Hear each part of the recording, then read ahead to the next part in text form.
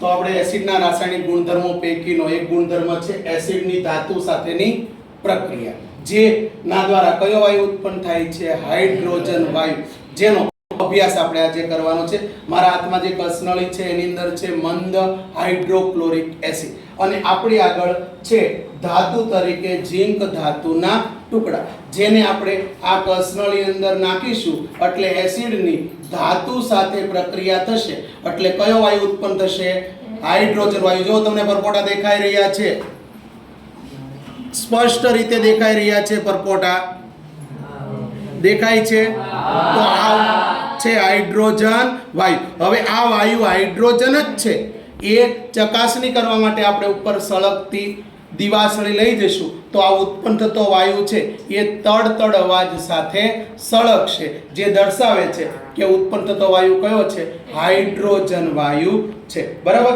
તો આપણે તો હજી બરાબર ઉત્પન્ન થયું, એકદમ સરસ મજાનું દેખાયું ને? અવાજ પણ સંભળાયો બધાને? બરાબર?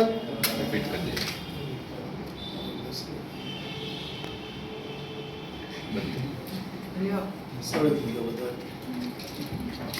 પાછી પ્રક્રિયા કરી આપણે. થયું? બરાબર?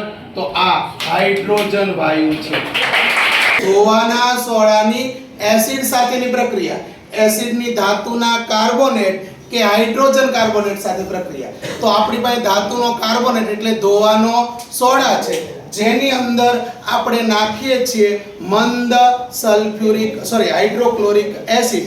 બંને વચ્ચે પ્રક્રિયા થાય તો ક્ષાર, પાણી અને કયો વાયુ ઉત્પન્ન થાય છે? CO2. જો હમણાં ઉભરા સાથે CO2 વાયુ બહાર આવશે, આવે છે? જો આ ઉત્પન્ન થતો કયો વાયુ છે?